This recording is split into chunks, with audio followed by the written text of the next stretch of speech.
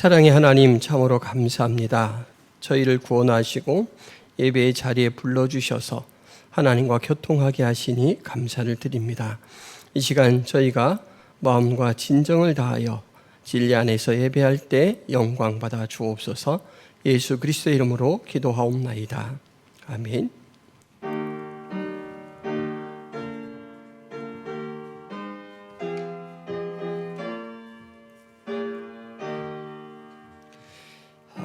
하늘에 가득 찬 영광의 하나님, 온 땅에 충만한 존귀하신 하나님, 생명과 빛으로 지혜와 권능으로 언제나 우리를 지키시는 하나님,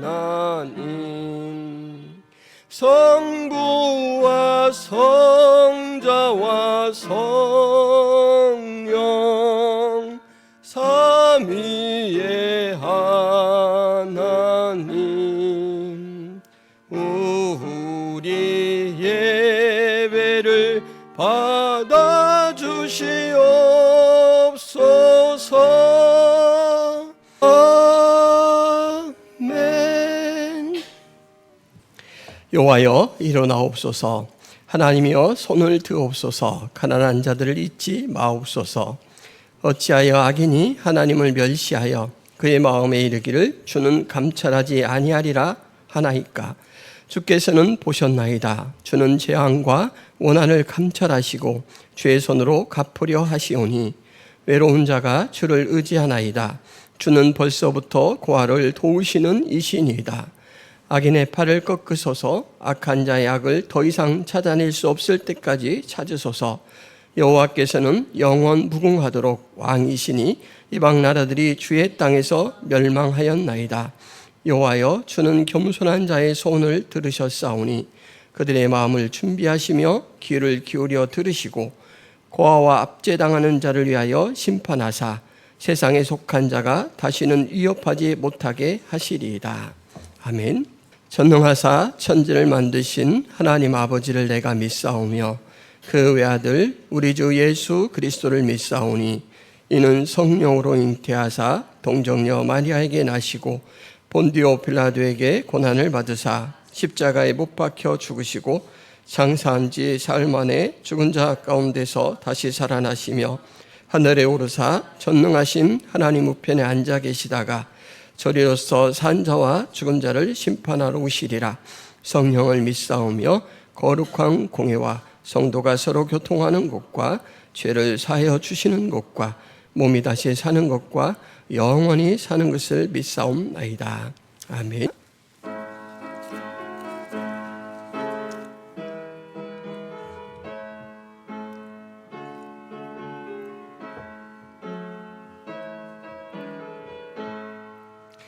너 시험을 당해 죄 짓지 말고 너 용기를 다해 곧 물리치라. 너 시험을 이겨 새 힘을 얻고 주 예수를 믿어 늘 승리하라. 우리 구주의 힘과 그의 위로를 빌라. 주님 내 편에 서서 항상 도우시리. 내 친구를 삼가 잘 선택하고 너 언행을 삼가 늘 조심하라. 너 열심을 다해 늘 충성하고 온 정성을 다해 주 봉사하라. 우리 구주의 힘과 그의 위로를 빌라. 주님 내 편에 서서 항상 도우시리. 잘 이기는 자는 상 받으리니 너 낙심치 말고 늘 전진하라. 내 구세주 예수 힘 주시리니 주 예수를 믿어 늘 승리하라. 우리 구주의 힘과 그의 위로를 빌라. 주님 내 편에 서서 항상 도우시리. 자비가 무한하신 하나님 아버지, 우리가 죄와 허물로 죽었을 때 친히 찾아오셔서 예수 그리스도의 보혈로 구원하시고 지금까지 성령 안에서 저의 삶을 인도해 주시니 감사합니다. 살아계신 하나님께서 매 순간 예배 가운데 강림하셔서 우리와 교통하시며 우리가 드리는 고백과 감사와 기도와 찬양을 들으시고 또 우리에게 말씀을 통하여 성령을 통하여 매 순간 새 은혜로 부어주시니 감사를 드립니다. 하나님, 예배가 이렇게 살아계신 하나님과 만나는 사건이고 교제하는 사건이다라는 것을 늘 기억하며 예배를 소중하게 생각하는 저희들 될 수 있도록 도와주옵소서. 또한 하나님, 간구하옵기는 주의 말씀에 귀 기울이게 하시고 그 말씀을 이해할 수 있는 맑은 정신을 주셔서 하나님, 성경의 가치관이 우리의 인생 방향이 되게 하시고 또 안식이 되게 하시고 하나님, 우리가 기되게 의뢰하는 그러한 피난처가 될 수 있도록 도와주옵소서. 성령 안에서 생각하고 말하고 행하는 저희들이 되게 하여 주옵소서.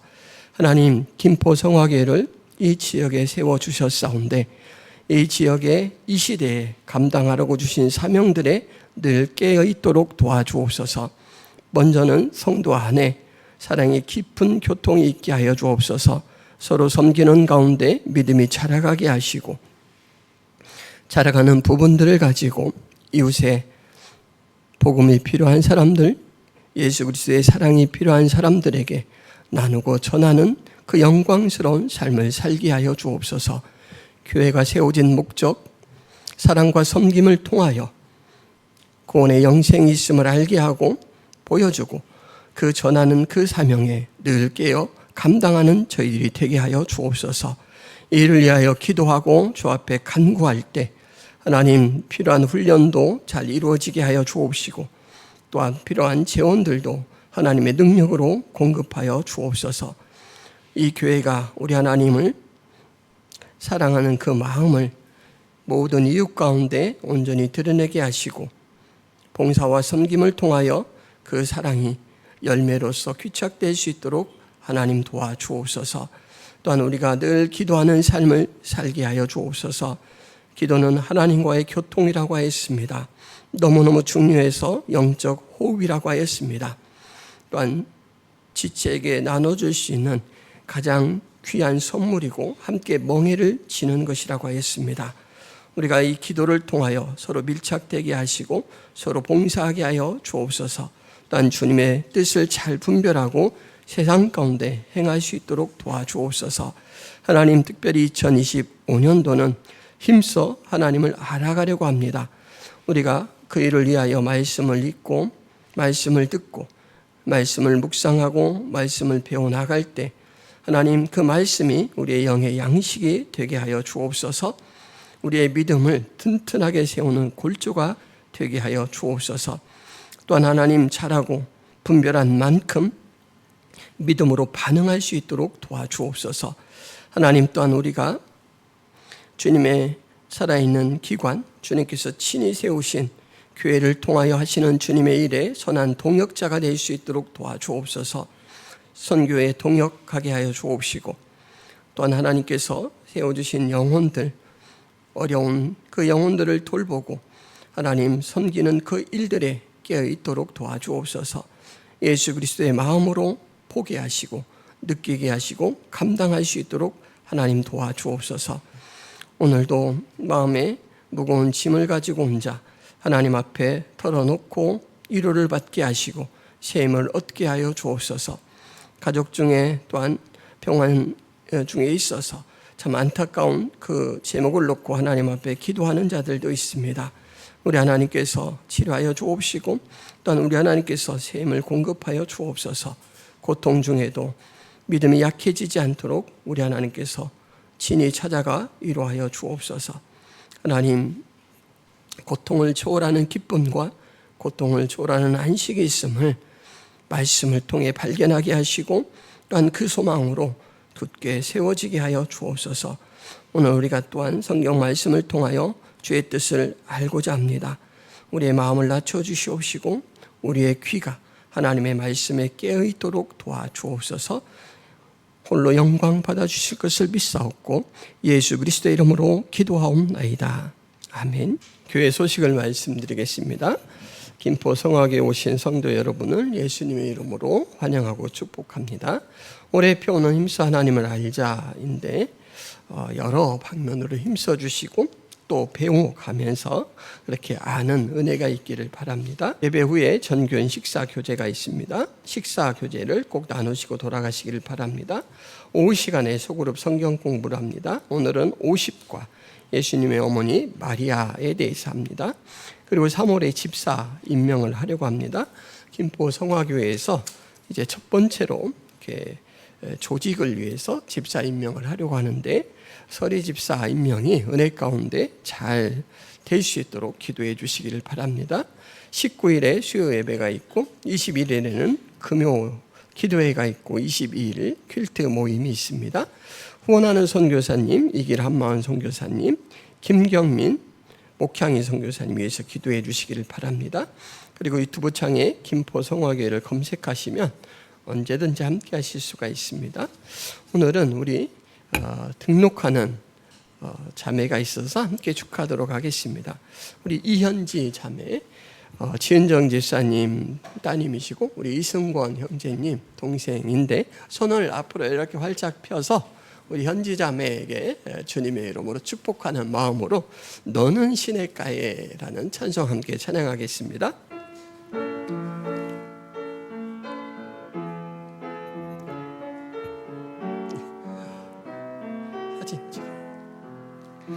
너는 시냇가에 심은 나무라 하나님의 사랑 안에 믿음 뿌리 내리고 주의 뜻대로 항상 사세요. 하나님, 이현지 자매를 김포 성화교회에 영적 가족이 되게 하신 은혜를 감사합니다. 하나님, 이 현지 자매를 축복하여 주옵소서. 하나님께서 현지 자매의 하나님으로 왕으로 주인으로 늘 좌정하셔서 보호하여 주옵시고 그의 삶을 형통하게 이끌어 주옵소서. 먼저는 전 인격이 살아계신 하나님에 대한 믿음을 온전히 고백하고 어떠한 상황 속에서도 하나님으로 인하여 만족하고 우리 하나님을 기쁘시게 하는 삶을 살아갈 수 있게 하여 주옵소서. 복음의 통로가 되게 하여 주옵시고 하나님 천국을 가리키는 선한 이정표의 삶을 살게 하여 주옵소서. 또한 현지 자매가 청년으로 살아가고 있습니다. 학업 중에 있는데 지혜와 명철을 주시고 학업을 잘 감당할 수 있도록 은혜를 더하시되 하나님 믿고 삶을 함께 나누고 기도를 나눌 수 있는 친구들을 만나게 하시고 인생의 좋은 멘토, 신앙의 멘토들도 만나게 하여 주옵소서. 매일매일 기도하며 하루의 삶을 우리 하나님 앞에 펼쳐 나갈 때 우리 하나님께서 그 인생을 복되게 하여 주옵소서. 선악을 잘 분별할 수 있는 지혜를 주시옵시고 또 성경을 통하여 구원의 지혜가 가치관으로 잘 정립되어서 세상에 일어나는 모든 일들, 관계들을 그 관점으로 해석하고 항상 바른 길로 나아가게 하여 주옵소서. 하나님의 선한 그릇, 좋은 도구가 되어서 하나님의 영광을 드높이는 그러한 복된 삶 살게 하여 주옵소서. 또 김포 성화교회 믿음의 그러한 지체로서 섬김을 주고받게 하시고 친밀한 교통 가운데 하나님 안전함을 느끼게 하시고 또 안락함을 함께 누리는 그러한 복된 영적 공동체로 세워져 가게 하여 주옵소서. 예수 그리스도의 이름으로 기도하옵나이다. 아멘. 환영의 박수 하겠습니다. 환영하고 축하합니다. 감사합니다. 그때 예수께서 성령에게 이끌려 마귀에게 시험을 받으러 광야로 가사 40일을 밤낮으로 금식하신 후에 줄이신지라. 시험하는 자가 예수께 나와서 이르되 내가 만일 하나님의 아들이거든 명하여 이 돌들로 떡덩이가 되게 하라. 예수께서 대답하여 이르시되 기록되었으되 사람이 떡으로만 살 것이 아니요 하나님의 입으로부터 나오는 모든 말씀으로 살 것이니라 하였느니라 하시니, 이에 마귀가 예수를 거룩한 성으로 데려다가 성전 꼭대기에 세우고 이르되 내가 만일 하나님의 아들이거든 뛰어내리라. 기록되었으되 그가 너를 위하여 그의 사자들을 명하시리니 그들이 손으로 너를 받들어 발이 돌에 부딪히지 않게 하리로다 하였느니라. 예수께서 이르시되 또 기록되었으되 주 너의 하나님을 시험하지 말라 하였느니라 하시니, 마귀가 또 그를 데리고 지극히 높은 산으로 가서 천하 만국의 그 영광을 보여 이르되 만일 내게 엎드려 경배하면 이 모든 것을 내게 주리라. 이에 예수께서 말씀하시되 사탄아 물러가라. 기록되었으되 주 너의 하나님께 경배하고 다만 그를 섬기라 하였느니라. 이에 마귀는 예수를 떠나고 천사들이 나와서 수종드니라. 아멘. 여러분, 성경은 서로 연관이 되는 그런 내용으로 구성이 되어 있습니다. 창세기가 창세기로만 끝나는 게 아니고 그 다음에 나오는 출애굽기가 출애굽기 사건 내용으로만 끝나지 않습니다. 그곳에 역사하셨던 하나님께서는 이제 오랜 기간과 시간 속에서 계속 이스라엘 가운데 역사하시고, 그리고 온 우주 가운데 역사하시고, 신약에서도 역사하시고 지금도 역사하십니다. 그래서 창세기에서 드러난 원리, 출애굽에서 어떤 사건들을 통해서 드러나는 하나님의 성품, 일하심, 능력, 이것들이 계속 연결이 됩니다. 그래서 성경 말씀은 이렇게 이어져 있는 관계나 연속 속에서 파악할 때 여러분들이 성경에 대한 믿음이 쑥쑥 자라갈 수 있습니다.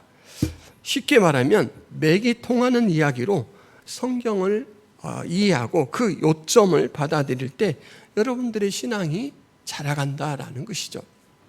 성경 내용을 한 조각 비늘처럼 따로 떼어서 생각하고 종합적으로 연결해 보지 못할 경우 여러분들이 성경을 보고 하나님께서 갖기를 원하시는 그 그림을 갖지 못할 수 있습니다.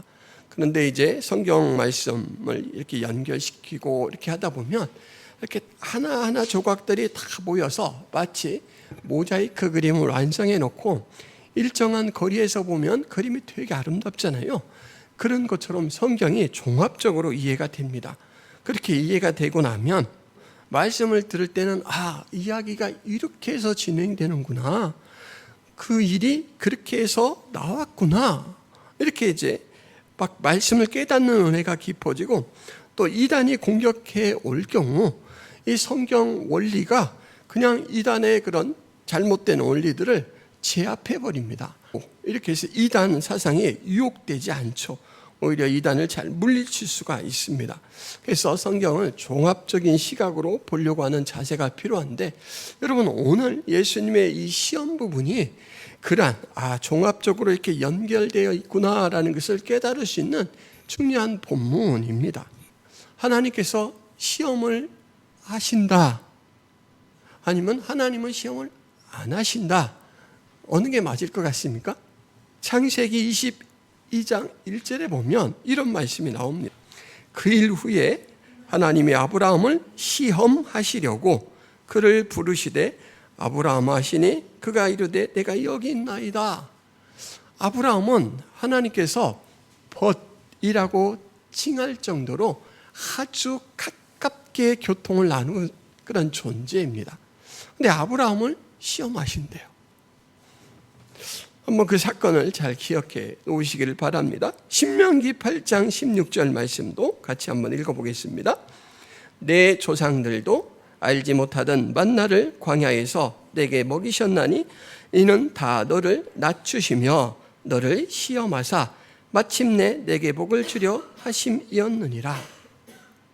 자, 아브라함 이야기 속에서는 하나님도 시험하시는 분이구나, 이제 그걸 여러분 확인하셨죠? 그리고 지금 신명기 8장 16절에서는 하나님이 하시는 시험의 의도가 무엇인가를 여러분들이 발견하셔야 됩니다. 거기서 아주 중요한 한마디가 있죠. 내게 복을 주려 하심이라. 복을 주려 하심이라. 시험을 통과하고 나면 큰 유익이 내게 있다라는 거예요. 고린도전서 10장 13절에서는 하나님께서 사람에게 시험의 난이도를 조절하신다라는 말씀이 나옵니다. 사람이 감당할 시험 밖에는 너희가 당한 것이 없나니 오직 하나님은 미쁘사 너희가 감당하지 못할 시험 당함을 허락하지 아니하시고 시험 당할 즈음에 또한 피할 길을 내사 너희로 능히 감당하게 하시느니라. 하나님의 시험은 사랑하는 자를 대상으로 하시는데 그 목적은 복을 주시려고, 유익하게 하려고 하신다라는 것입니다. 성경에는 시험이 하나님만 하시는 게 아니라 마귀가 시험을 합니다. 여러분 마태복음 16장으로 한번 넘어가 보세요. 23절 말씀, 예수께서 돌이키시며 베드로에게 이르시되 사탄아 내 뒤로 물러가라. 너는 나를 넘어지게 하는 자로다. 내가 하나님의 일을 생각하지 아니하고 도리어 사람의 일을 생각하는도다 하시고, 예수님이 야 사람들이 나를 누구라고 그렇게 생각하냐 라고 물었더니 선지자 또는 아주 훌륭한 어떤 선생님 정도로 여기던데요, 이렇게 대답을 해요. 너희들은 나를 누구라고 생각하냐 라고 물으니까 베드로가 주는 그리스도 살아계신 하나님의 아들이십니다 이렇게 대답을 해요. 예수님께서 흡족해가지고 야 베드로야 너는 어떻게 정답을 이야기하냐? 그리고 이제 뭐라고 칭찬해 주냐면 이 정답은 너 안에서만 나올 수 없는 거다. 절대로 하나님께서 너에게 분별의 은혜를, 이 지혜를 깨닫게 하셔서 이렇게 대답하게 한 것이다 라고 아주 높여줬습니다. 그 다음에 예수님께서 십자가에 죽으실 내용들을 이야기를 하니까 베드로가 막 말려요. 주여 그리 될 수 없습니다 라고 막 말리니까 예수님께서 지금 이 대답을 한 거예요. 그런데 이때 베드로가 앞에 있는데 베드로야 하고 말하지 않고 사탄아 라고 말합니다. 그러니까 베드로의 하는 짓은 사탄의 꾀와 유혹에 속아서 지금 하고 있는 것이다 라고 하면서 그 사탄을 어떤 존재로 이야기하냐면 물러가라, 내 뒤로 물러가라 라고 이야기하면서 너는 나를 넘어지게 하는 자로다 이렇게 말합니다. 하나님의 시험 목적은 등급 시험이고 복을 주려고 하는 시험이었다라고 했잖아요. 그래서 테스트다라고 했는데 이 사단의 시험은 목적이 악합니다. 망하게 하는 거예요. 성도를 넘어지게 유혹하는 겁니다. 그래서 영어로 하자면 하나님의 시험은 테스트였다면 사탄이 하는 시험은 유혹, 템테이션이라고 합니다. 목적이 다릅니다. 오늘 예수님에 대한 시험은 바로 이 두 시험이 복합적으로 엮여 있습니다.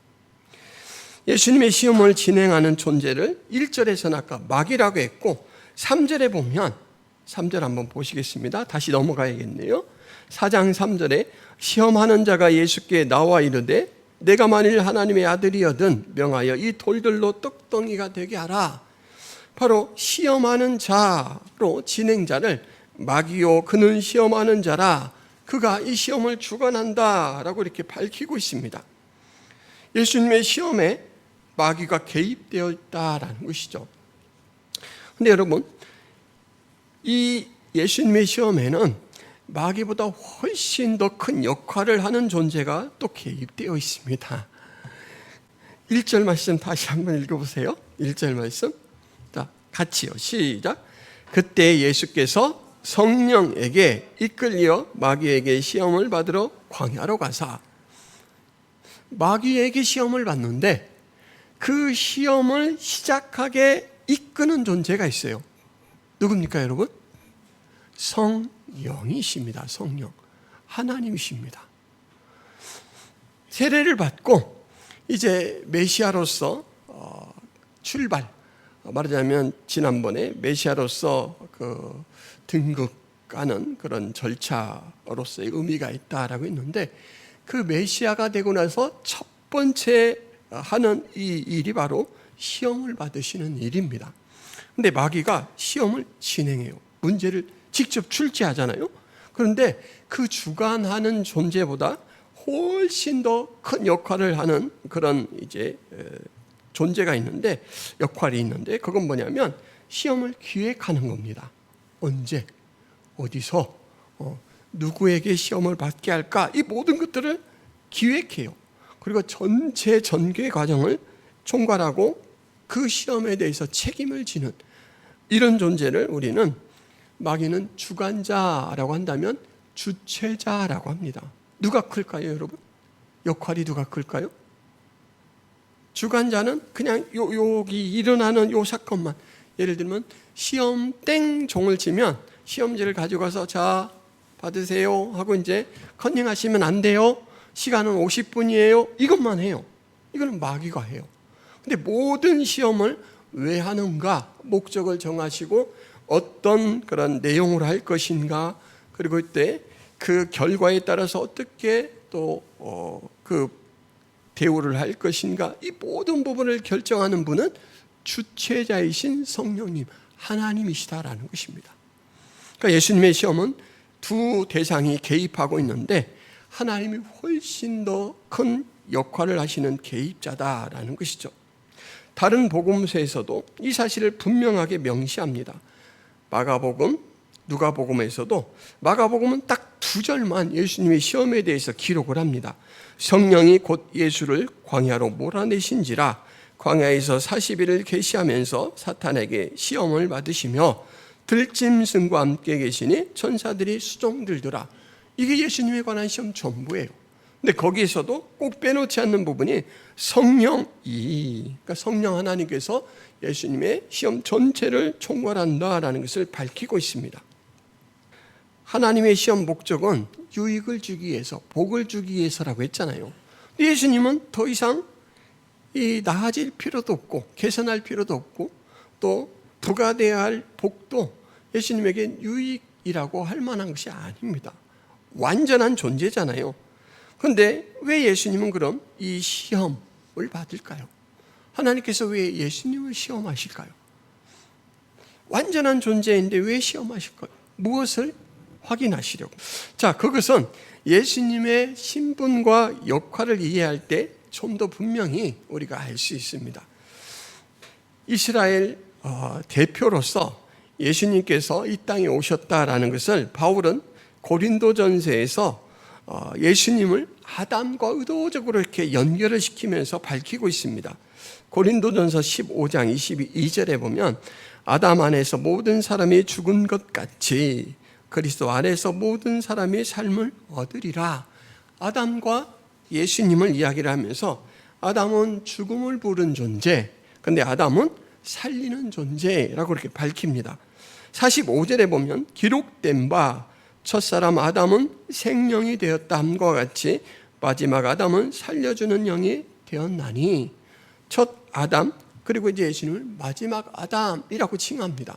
예수님은 아담이라는 인물과 같이 놓고 보아야 예수님이 어떤 분인가를 쉽게 이해할 수 있다라는 것을 밝히고 있는 거죠.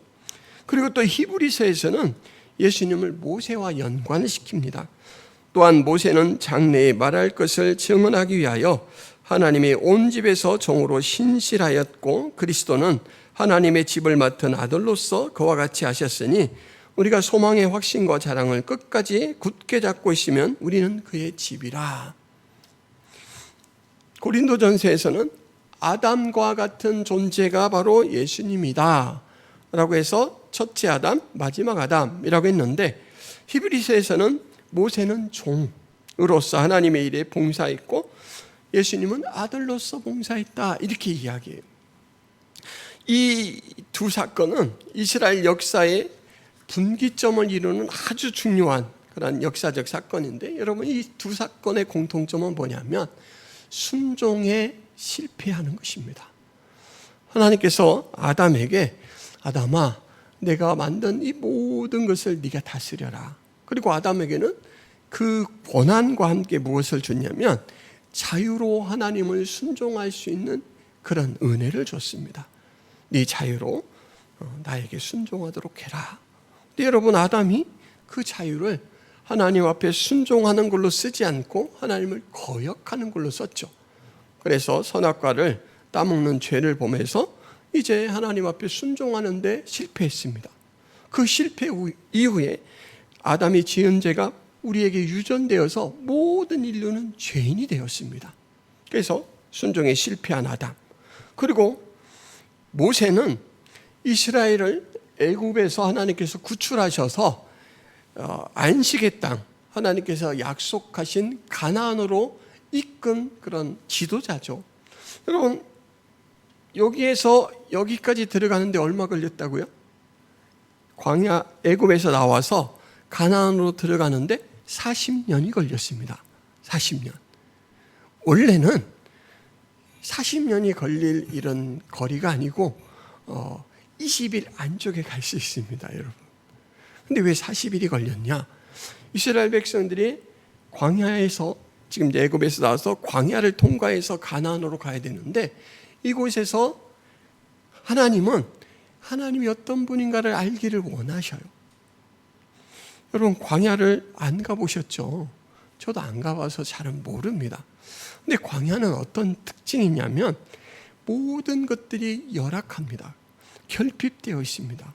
먹을 것도 없고요, 또 입을 것도 햇빛을 온전히 가려주지 못하고 밤에는 그 추위를 또 막아주지 못합니다. 그러니까 의식, 그리고 잘 곳도 없잖아요. 그래서 의식주에서 아주 곤란한 곳이 광야예요. 근데 이 광야를 통과할 때 여러분, 내가 싸간 도시락이 한계가 있잖아요. 그러면은 이제 먹을 거 없어서 어떡하지? 죽게 생겼네. 가장 연약한 저 막내부터 죽게 생겼네. 막 이러고 막 걱정이 이렇게 오잖아요. 그리고 한참 지나다 보니까 물이 떨어져요. 먹을 물이 없네. 목말라서 우리 목말라 죽게 생겼네. 그러면서 또 원망이 나와요.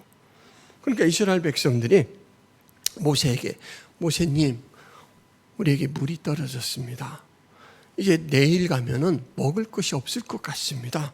이렇게 의논을 해야 되는데 모세에게 덤빕니다. 야, 모세야, 이제 모세님다니, 우리를 이 광야에서 죽이려고 우리를 끌어낸 거 맞지? 그러면서 바로 모세를 쓰시는 하나님의 능력을 의심합니다. 그리고 하나님께서 이끄시는 이스라엘 백성에 대한 그 사랑이라는 의도를 의심해요. 그래서 조금만 꼬투리가 생기면 막 덤빕니다.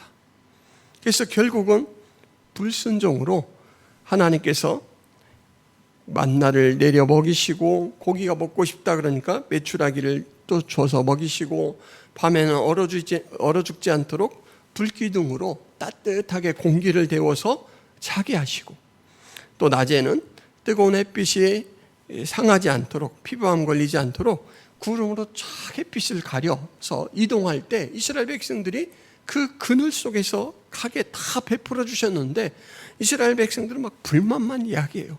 그래서 하나님이, 야, 안 되겠다. 너희들은 도저히 내가 베푸는 은혜를 보기보다는 너희들 중심으로 생각해서 원망만 있구나. 그래서 애굽에서 나온 이스라엘 백성들, 이 어른된 사람들은 광야 40년 동안 뺑뺑이를 돌면서 다 광야에서 망합니다. 멸망당해요. 그래서 이 아담도 그렇고 광야 40년도 그렇고 이스라엘이 순종에 실패했다라는 것을 드러내주는 대표적인 사건입니다. 그리고 이 순종의 실패는 딱 그 두 사건 때만 실패가 아니고 모든 인류는 순종에 실패하죠. 그런데 예수님께서 이제 바로 그 실패한 부분, 순종이라는 부분에 직접 들어가셔서 그 일부터 고치십니다.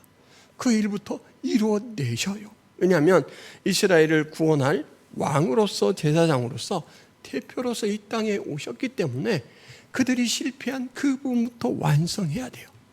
그래서 이스라엘 대표로서 시험을 받으시는 것이다.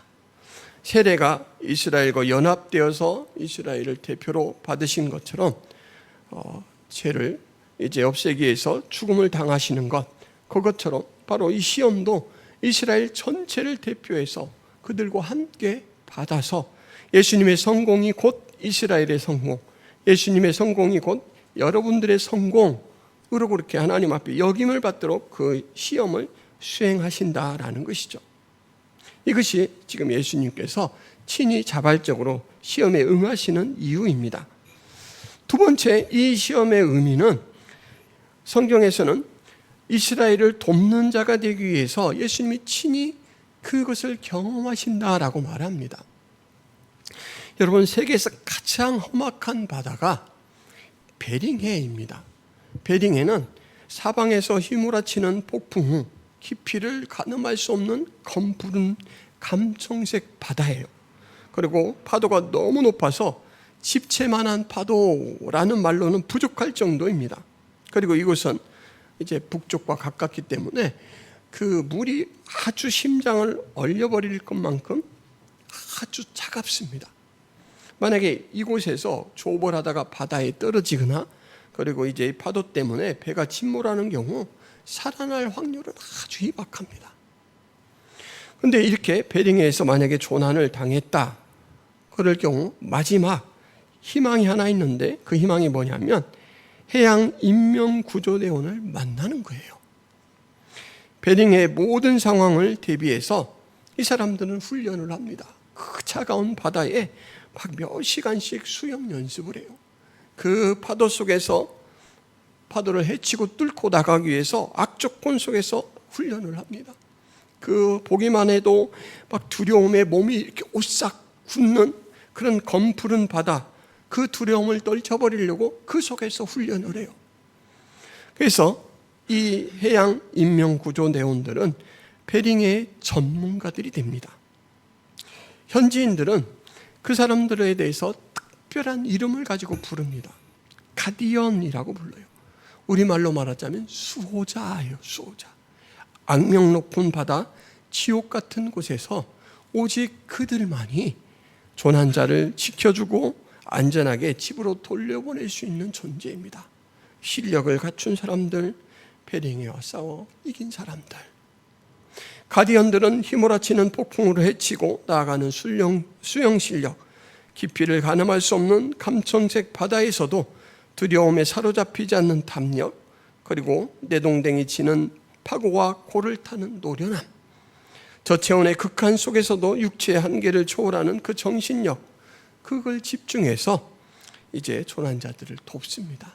근데 여러분, 육체와 영혼의 수호자이신 예수님께서도 마치 바다에 허우적거리는 조난자를 구조하기 위해서 극한의 바다에 가디언이 망설임 없이 뛰어드는 것처럼 우리 가운데 시험 이 가운데 현장에 뛰어들어서 우리와 같이 되는 것을 주저하지 않으셨습니다.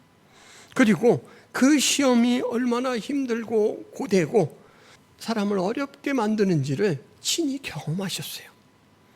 그래서 여러분의 처지가 어떠하든지 예수님께서 정확하게 알고 계셔요. 고통의 수위도 확실하게 알고 계십니다. 예수님은요, 조난자의 구조 시기를 절대로 잊거나 놓치시는 법이 없습니다. 우리의 시험 중에 찾아오셔서 예수님께서 이렇게 응답하셔요. 샬롬. 여러분 한번 같이 해볼까요? 샬롬. 샬롬. 너에게 평안이 있을지어다. 이렇게 말합니다. 이에 관한 말씀은 히브리서에 잘 기록되어 있는데 우리에게 있는 대제사장은 우리의 연약함을 동정하지 못하실 리가 아니요 모든 일에 우리와 똑같이 시험을 받으신 이로되 죄는 없으시니라. 그러므로 우리는 궁일하심을 받고 때를 따라 돕는 은혜를 얻기 위하여 은혜의 보좌 앞에 담대히 나아갈 것이니라. 도울 수 있는 존재가 되기 위해서 예수님께서는 친히 시험을 받으셨다라는 거예요. 제가 낙하산을 타고 뛰어내려야 되는 그런 이제 임무 수행을 해야 되는 부대라서 낙하산을 타는 훈련을 받았습니다. 낙하산 훈련은 2주 동안은 땅에서 낙하산에서 뛰어내릴 때 다치지 않는 방법을 연습합니다. 보통 이제 2층에서 훅 뛰어내리는 이 정도 충격이 가해집니다. 낙하산을 메고 뛰어내려도. 그래서 뛰어내리면서 무릎에 무리가 가지 않고 또 이렇게 힘을 주게 되면 뼈가 이렇게 탈골이 돼서 다치게 되는데, 그러지 않기 위해서 먼 산을 바라보면서 이렇게 힘을 빼야 됩니다. 그 훈련을 2주 내내 받아요. 그러니까 정신을 하나에만 집중해서 몸에 힘이 가지 않도록 빼는 연습, 이것을 위해서 2주 동안 훈련을 합니다. 그리고 이제 공중에 올라가서는 멀리 뛰어서 낙하산 줄이 꼬이지 않도록 그렇게 하는 그것을 계속 지도를 받습니다. 근데 여러분, 그 훈련을 시키는 조교들이 있습니다. 이 조교들이 만약에 낙하산을 한 번도 타보지 않고 낙하산에 대해서 모르는데 교육을 할 수 있겠습니까? 절대 그럴 수 없죠. 그래서 이 사람들이 6주 전에 먼저 이 훈련을 혹독하게 받습니다. 그 사람들이 마치 훈련생이 된 것처럼 훈련을 받아요. 그래서 이 조교들은 이제 2주 동안 훈련을 시킬 때 그 훈련생들이 지금쯤이면 어느 단계인지를 다 알아요. 자기가 이미 받아봤으니까. 그래서 그걸 알고 잘 알기 때문에 더 어렵게 훈련을 주기도 하고, 때로는 포기하고 싶어 할 때 용기를 북돋아 주기도 합니다. 먼저 앞서간 존재이기 때문에 우리가 믿고 받아요. 그 사람들이 엉덩이를 30도 우측으로 꺾어야 됩니다. 그러면 30도 꺾기 위해서 애를 써요. 믿기 때문에. 예수님의 시험이 그와 같은 작용이 있다는 거예요. 예수님이 사람이 경험할 수 있는 모든 시험을 다 겪으신 거예요. 심지어는 십자가에 억울하게 죽는 것까지 다 경험하셨다라는 거예요. 예수님의 시험에는 3가지 의미가 있습니다. 첫째, 인류가 실패했던 순종으로서 하나님의 의를 세우는 부분을 예수님께서 대표 왕으로서 수행하셔서 그것을 이룬 이제 그 승리자의 영광, 합격받은 그 표를 우리가 함께 누릴 수 있도록 예수님께서 대신 시험을 받으셨다라는 것. 두 번째로는 우리를 돕기 위해서 친히 그 일을 경험하셨다라는 것, 돕는 자가 되기 위해서 경험하셨다는 것. 그리고 마지막 의미는 여러분 선제 타격입니다. 선제 타격. 마태복음 12장 29절에 보면 예수님께서 그 능력을 행할 때, 분명히 이 사탄하고 짝짝꿍이 되기 때문에 이 일을 할 수 있을 거야. 그렇지 않고서는 사탄의 그 졸개들을 어떻게 쫓아낼 수 있어? 라고 이렇게 이야기할 때 예수님이 이렇게 대답을 하셔요. 사람이 먼저 강한 자를 결박하지 않고서야 어떻게 그 강한 자의 집에 들어가 그 세간을 강탈하겠느냐? 결박한 후에야 그 집을 강탈하리라. 예수님께서 사탄의 그 억눌린 사람들로부터 사탄을 축출하고 그 능력을 제거하시는 것은 그 편이기 때문이 아니라 사탄의 반대 입장이기 때문에 그렇게 하는 것이다 라는 것을 나타내 주셨는데, 여러분 이 시험이 바로 사탄에게 하는 전면전의 선포시고 단도직입적으로 단판을 지으시는 부분입니다. 사탄의 전략, 전술을 다 동원해서 예수님을 무너뜨리려고 3가지 시험을 하셨죠. 근데 그 전술이 예수님에게 통하지 않았습니다. 그리고 예수님이 말씀으로 반격하시자 사탄은 후퇴했습니다. 이렇게 예수님의 모든 시험의 동기와 목적은 우리를 위한 것이다 라는 것을 여러분 기억하시기를 바랍니다.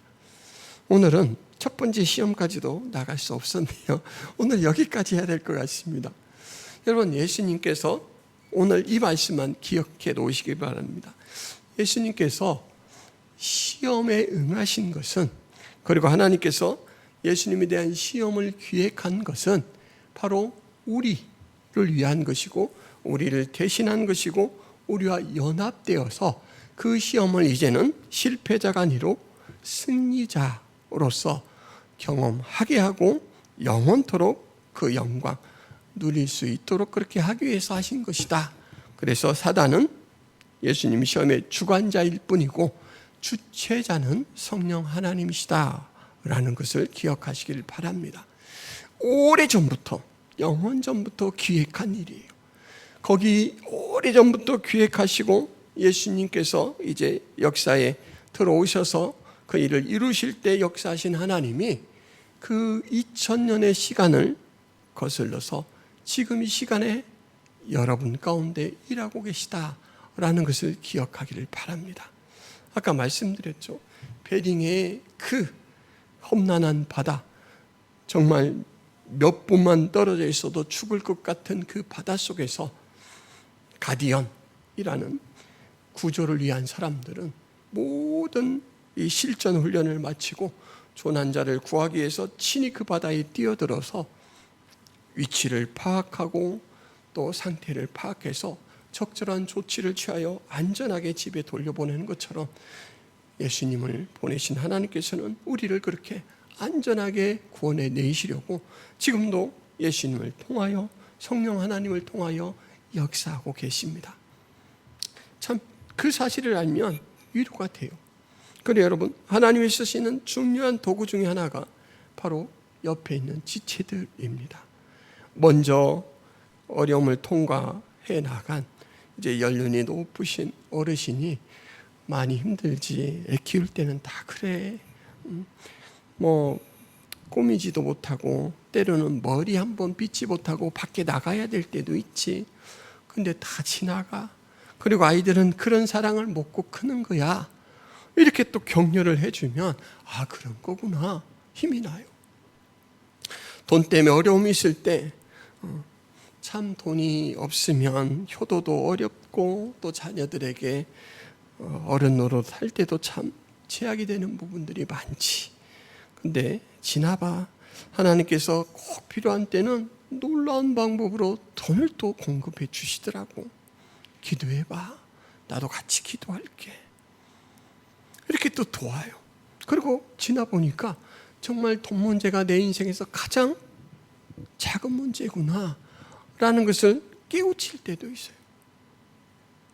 우리 하나님께서 하시고자 한다라고 할 때는 때로는 사람이 동원되기도 하고 환경이 동원되기도 하고 그렇게 해서 우리의 삶이 윤택해지도록 그렇게 이끌어 가십니다. 예수님이 받았던 그 시험의 성격들을 오늘날 우리에게 하나님은 그대로 적용하십니다. 시험을 주셔요. 근데 여러분, 하나님이 하시는 시험의 목적이 뭐라고요? 유익하게 하려고, 복이 되게 하려고. 이 말을 다른 말로 한다면, 성경의 표현으로 한다면 연단입니다. 연단. 바다에서 가라앉아 있는 그 모래를 막 건져내서 이렇게 가벼운 것은 이렇게 흘려버리고 무거운 것을 가라앉히고 하는 그런 금을 채취하는 사람들이 베링에 있습니다.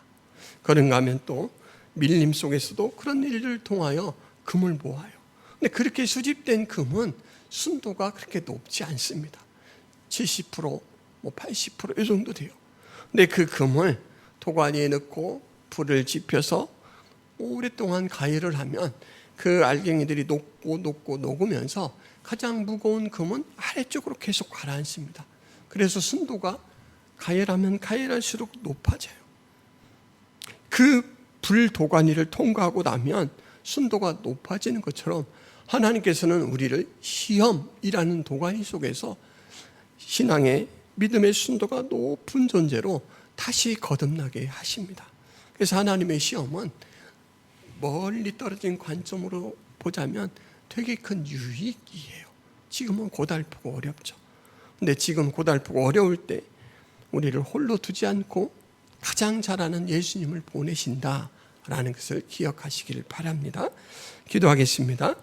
하나님, 예수님의 시험, 동기와 목적에 대해서 오늘 살펴보았습니다.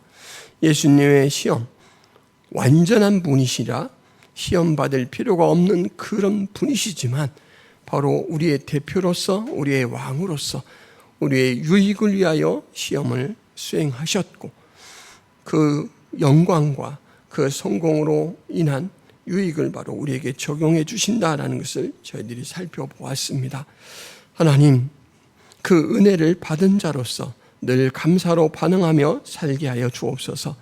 또한 예수님이 받으신 시험처럼 하나님 지금도 우리를 시험하시는데 그 최종 목적은 연단이고 유익이고 복이다라는 사실을 저희들이 확인했습니다.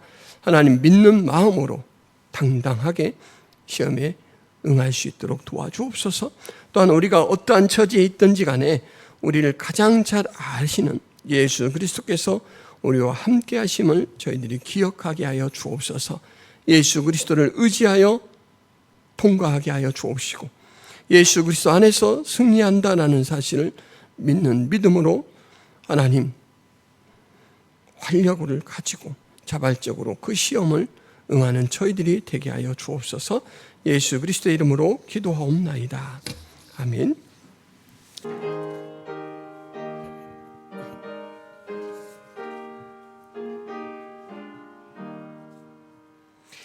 내게 있는 모든 것을 아낌없이 드리네. 사랑하고 의지하며 주만 따라 살리라. 주께 드리네. 주께 드리네. 사랑하는 구주 앞에 모두 드리네. 아멘. 사랑의 하나님 아버지, 우리를 사랑하셔서 모든 부분 우리 하나님께서 친히 관찰하시고 하나님 우리에게 필요한 것들을 사람을 통하여 환경을 통하여 공급해 주시니 감사합니다. 오늘 하나님께 받은 물질의 일부를 또 하나님 앞에 헌금으로 구별하여 봉헌합니다. 드리는 마음과 손길을 축복하시고 늘 하나님과 잇대어 살아가고 있는 존재임을 의식하고 사는 은혜가 있도록 도와주옵소서. 하늘의 공급 속에 하나님 주님께서 형통하게 이끄시는 그 삶 안에서 윤택을 보게 하시고 형통을 누리고 살아갈 수 있도록 도와주옵소서. 예수 그리스도의 이름으로 기도하옵나이다. 아멘.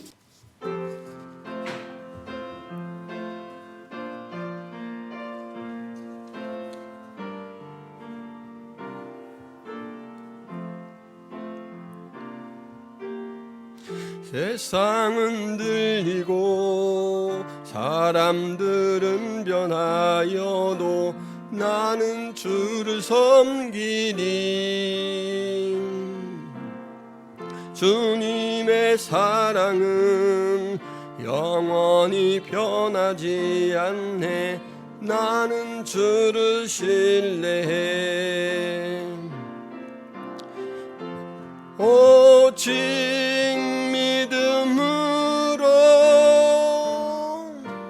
믿음으로 내가 살리라. 오직